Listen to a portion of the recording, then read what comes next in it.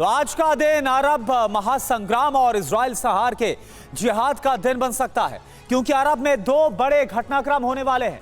करीब 5 साल के बाद ईरान के सुप्रीम लीडर आयतुल्लाह खामनेई जुमे की नमाज अदा करने वाले हैं। पिछली बार जब खामनेई ने ऐसा किया था तो अमेरिकी बेस दहल उठे थे और इस बार आशंका है कि इजराइल पर सबसे बड़ा हमला होने वाला अभी तक का। उधर इजराइल ने भी ईरान के जिहाद प्रोग्राम को एक झटके में खत्म करने का प्लान रेडी कर लिया है, यानी बहुत बड़े नरसंहार की आशंका मंडरा रही है। रूस सहित अरब के कई देश ईरान और लेबनान के समर्थन में उतर आए हैं और इजराइल के साथ G7 देश खड़े हो गए हैं। आप देखिए अरब का शुक्रवार कितना विध्वंसक हो सकता है। इजराइल पर ईरान के हमलों के बाद यह निश्चित हो गया कि अब अरब के दो सबसे बड़े दुश्मनों का महासंग्राम तय है।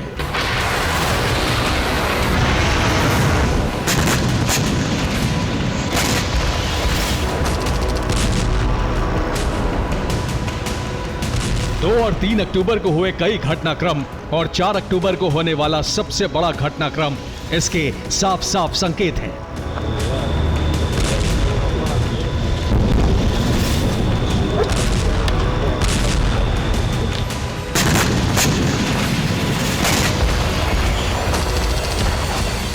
ये संकेत अरब से लेकर अमेरिका तक के कुछ नामचीन और शक्तिशाली चेहरों से मिले हैं।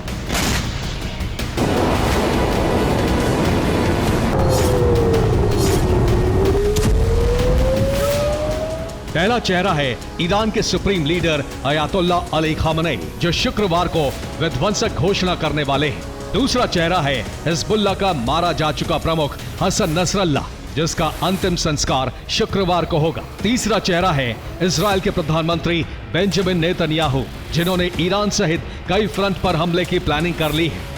चौथा चेहरा है अमेरिका के राष्ट्रपति जो बाइडेन, जिन्होंने इजराइल के पलटवार को समर्थन दे दिया है। पांचवा चेहरा है रूस के राष्ट्रपति व्लादिमीर पुतिन, जिन्होंने ईरान को खुला समर्थन दे दिया है।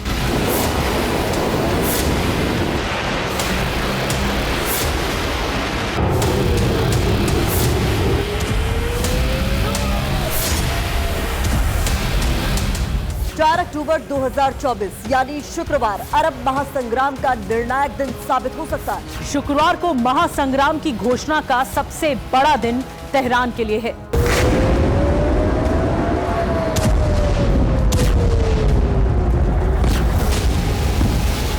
एक अक्टूबर को इजराइल पर हमला होते ही तेहरान की सड़कों पर जश्न मनाया गया।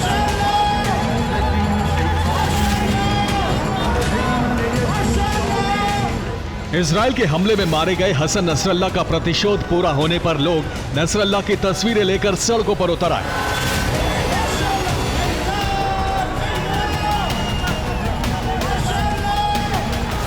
शुक्रवार को तेहरान में सबसे बड़ा घटनाक्रम है जुमे की नमाज।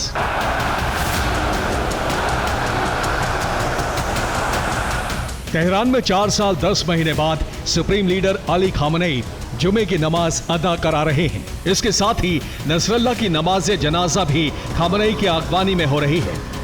इससे पहले खामनेई ने 6 जुलाई 2020 को IRGC कमांडर कासिम सुलेमानी की नमाज जनाजा कराई थी। 8 जुलाई 2020 को ईरान ने अमेरिका के सीरिया बेस पर 2 मिसाइल हमले किए थे।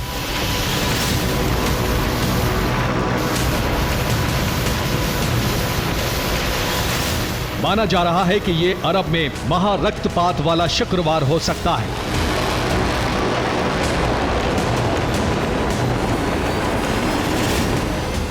ऐसी आशंकाएं इसलिए भड़क रही हैं क्योंकि खामनेई नमाज के बाद बड़ा ऐलान कर सकते हैं।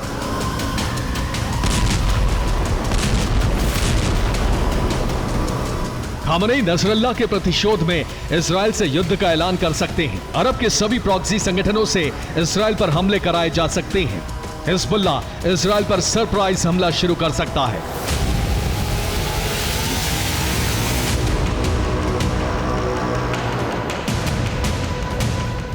संकेत ऐसे हैं कि इस बार अरब की जंग सिर्फ सीरिया, ईरान, लेबनान, यमन और इराक तक सीमित नहीं रहने वाली है, बल्कि अब तक गाजा युद्ध के समाधान समर्थक अरब के देश भी जंग में एक्टिव हो सकते हैं।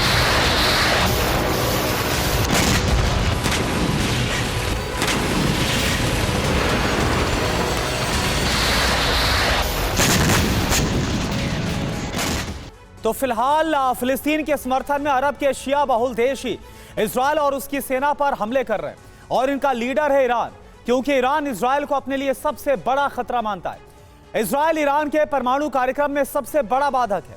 ईरान की अमेरिका से भी पुरानी दुश्मनी है और इसलिए इजरायल पर हमले कर रहा है। दूसरा देश है यमन। यहां से सबसे बड़ा शिया मिलिटेंट संगठन हूती हमले कर रहा है। यमन में सरकार से ज्यादा बड़े क्षेत्र पर हूती का कब्जा है।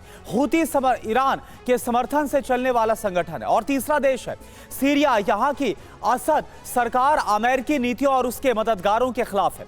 अमेरिका के धुर विरोधी रूस का इस देश में बड़ा प्रभाव है।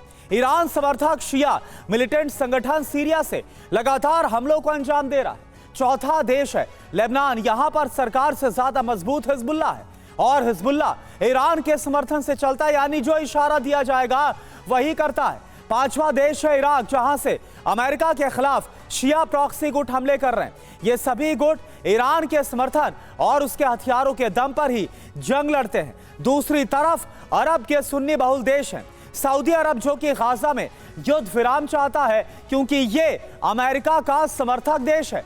इधर सऊदी अरब को अमेरिका से हथियार आपूर्ति होती है और हूती के साथ इसकी जंग है। हूती से बचने के लिए सऊदी अमेरिकी सुरक्षा पर निर्भर है पूरी तरह से। सुरक्षा के लिए अमेरिका के 2 सैन्य बेस सऊदी अरब में चल रहे हैं। दूसरा देश है यूएई, यानी कि संयुक्त अरब अमीरात। यह भी अमेरिकी खेमे का देश है। पश्चिमी देशों और यूएस के साथ यूएई के कारोबारी रिश्ते हैं। यूएई के धाफरा में अमेरिका का एयरबेस है। तीसरा देश है कतर। यह मध्यस्थ की भूमिका में है, लेकिन इसके भी कारोबारी हित अमेरिका से जुड़े हुए हैं। कतर के अल उदैद में भी अमेरिका का एक एयरबेस है। अरब के देश ओमान के भी कारोबारी हित अमेरिका से जुड़े हुए हैं। ओमान के तुमारित में भी अमेरिकी एयरबेस है। अगला देश है कुवैत, जिसके पश्चिमी देशों के साथ काफी अच्छे संबंध है। यहां भी अमेरिका के 3 सैन्य बेस हैं। लेकिन लेबनान पर हमले के बाद इन देशों का स्टैंड बदल रहा है।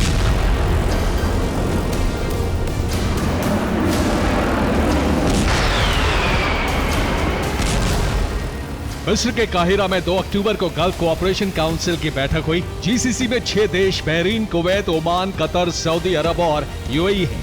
काहिरा की बैठक में इन देशों ने इजरायल के खिलाफ लेबनान का समर्थन किया है। इसके साथ ही गाजा में तुरंत युद्ध विराम की मांग की गई है।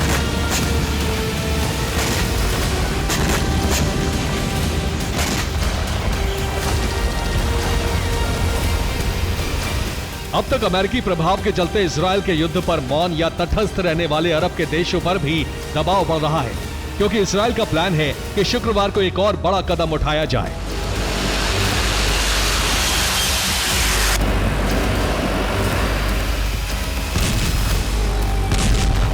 शुक्रवार को हसन नसरल्लाह का अंतिम संस्कार किया जाएगा और इस्माइल हानिया की तरह ही लाखों लोग इसमें शामिल होंगे।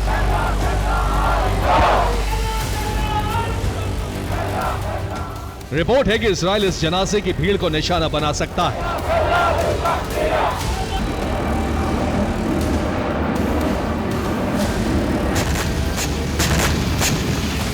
इजरायल नसरल्लाह के जनाजे पर बम वर्षा कर सकता है, क्योंकि वो सुलेमानी की तरह नसरल्लाह को शहीद नहीं बनने देना चाहता।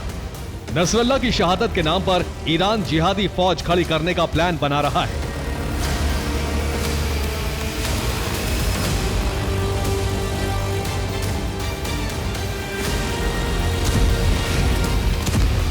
इजरायल के इस प्लान को अमेरिका से भी समर्थन मिल चुका है। 2 अक्टूबर को इटली में G7 देशों की आपात बैठक बुलाई गई। इस बैठक में इजरायल को समर्थन दिया गया।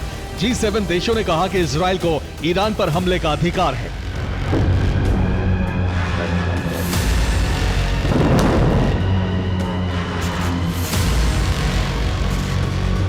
समीकरण ऐसे बन चुके हैं कि इजरायल के समर्थक देश और अरब के सुन्नी बहुल देश भी टकरा सकते हैं।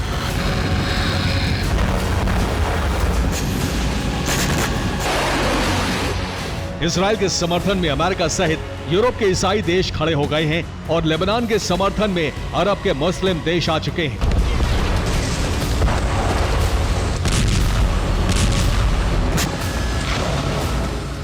शुक्रवार को ईसाई और यहूदी देश इजरायल के खिलाफ मुस्लिम देशों का जिहाद शुरू हो सकता है। Bureau report, TV9 Bharatvarsh.